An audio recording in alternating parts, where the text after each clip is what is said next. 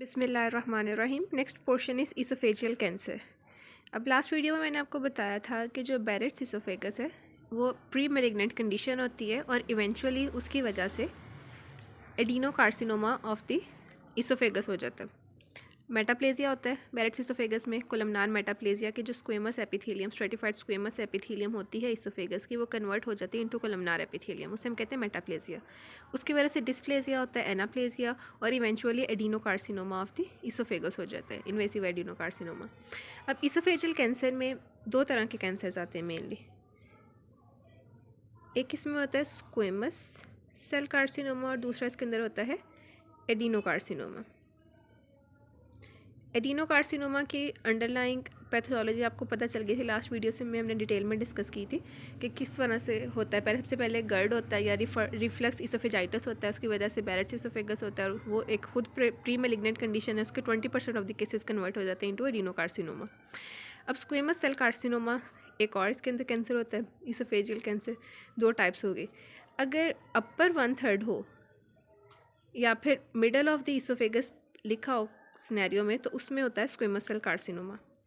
अगर लोअर 1/3 लिखा हो ना और साथ उन्होंने बताया हो कि वो साथ गर्ड की हिस्ट्री हो बताया हो, तो हम उसको लिखेंगे एडिनोकार्सिनोमा। ये इसका डायग्नोस्टिक पॉइंट है कि अपर 1/3 या मिडल में स्क्वेमस सेल कार्सिनोमा होगा और लोअर 1/3 और साथ गर्ड का बताया हो तो एडिनोकार्सिनोमा होगा। अब हम क्वेश्चन देखते हैं। 65-year-old writer with a history of smoking 65 pack years developed progressive dysphagia to solids and liquids.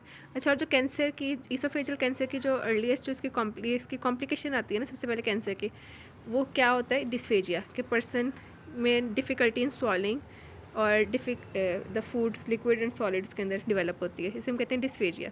एक टर्म होती है ओडेनोफेजिया। ओडेनोफेजिया में होता है पेनफुल स्वॉलिंग और डिफ़िकल्टी इन स्वॉलिंग होती है डिस्फेजिया में। इसके अंदर क्या होता है? डिस्फेजिया।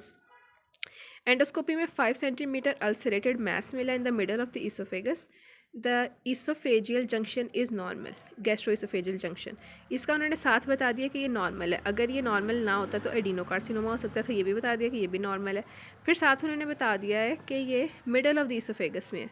तो मिडल ऑफ द इसोफेगस का मैंने बताया था, इसके अंदर क्या होता है? Squamous cell carcinoma. What type of esophageal cancer do you expect to find on histology? तो as per history we expect the squamous cell carcinoma. अब उन्होंने क्वेश्चन एक जर्नल से पूछा है, नेक्स्ट के 4 major categories of risk factor predisposing to this type of cancer. अब इसमें कौन कौन से रिस्क फैक्टर हैं? सबसे पहले तो कोई भी कैंसर का रिस्क फैक्टर सबसे ज़्यादा तो जेनेटिक होता है। जर्नल आपको कैंसर का बता रही हूँ कि कोई भी कैंसर आ जाए जो हम लिख सकते हैं, उसमें जेनेटिक्स लिख सकते हैं।